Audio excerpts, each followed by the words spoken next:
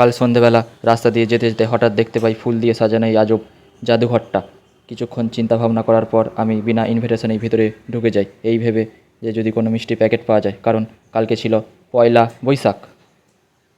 কিন্তু ভিতরে ঢুকে বুঝতে পারি এটা কোনো জাদুঘরই ছিল না, এটা ছিল বড় বড় মানুষদের আড্ডা মারার ক্লাব। আর কালকে ছিল সেই ক্লাবের জন্মদিন, তাই বহু বড় বড় মানুষ এখানে এসেছিল কালকে কেক কাটার জন্যে। সেখানকার মানুষজনকে এই আড্ডাখানার ব্যাপারে জিজ্ঞেস করলে তারা জানায় প্রথমে এটা ছিল আলুর কয়েদঘর, সেই কয়েদঘরকে ভেঙে দিয়ে এখন তৈরি হয়েছে মানুষের কয়েদঘর। আর তার পাশেই চলছে আমাদের আড্ডা মারার কলা কৌশলী, কীভাবে আড্ডা মারা যায়, কীভাবে আড্ডা মারলে সময় কাটানো যায়, এই সমস্ত কিছু। বাইরে কিছুক্ষণ আড্ডা মারার পর আমি সরাসরি চলে যাই ক্লাবের ভিতরে। আর ক্লাবের ভিতরে ঢুকেই আমার চোখ ছানাবড়া হয়ে যায় যে এটা ক্লাব নাকি আমেরিকার সেই হোয়াইট হাউস।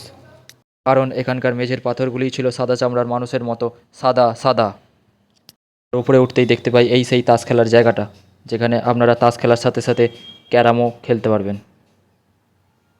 এই হচ্ছে সেই হল রুম, যেখানে আপনারা আপনার ফ্যামিলিকে নিয়ে এসেও আড্ডা মারতে পারবেন আর জানতে পারবেন যে দেব কীভাবে চাঁদে উঠে চাঁদের পাহাড় জয় করেছিল। আর এই হচ্ছে আর একটা হল রুম, যেখানে অবিবাহিত কাপলসরা অযথা রাস্তাঘাটে আড্ডা না মেরে এই হলে আড্ডা মারতে পারো। আর তোমরা এখান থেকে জানতে পারবে যে কাটাপ্পা বাহুবলীকে কেন মেরেছিল এবং রকি তার সোনাগুলো নিয়ে শেষ পর্যন্ত কী করলো, এই সমস্ত অজানা তথ্য তোমরা এখান থেকে জানতে পারবে। ভেতরে কিছুক্ষণ আড্ডা মারার পর আমি এখন চলে এলাম ক্লাবের বাইরে। ক্লাবের বাইরে এসে দেখি এখানে ক্লাবের নাম রাখা হয়েছে সিলভিশন মল।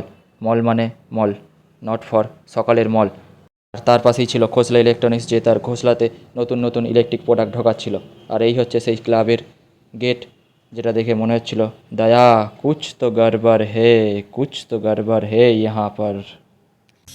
আর তার পাশে দেখতে পাই এক ইংরেজ মহিলা তার বয়ফ্রেন্ড তাকে ছেড়ে চলে যাওয়ার জন্যে দুঃখের গান করছে। আর সেই দুঃখের গান শুনে আমারও হঠাৎ মনে পড়ে যায় যে আমি সিঙ্গেল থাকার কারণে আমি কিছুক্ষণ কান্নাকাটি করি। আর কান্নাকাটির পর আমার মা আমাকে সান্ত্বনা দেয় যে তোরও এক সময় গার্লফ্রেন্ড হবে, আর তুইও এই আড্ডাখানায় এসে আড্ডা মারতে পারবি, আর তুইও জানতে পারবি যে কাটাপ্পা বাহুবলীকে কেন মেরেছিল।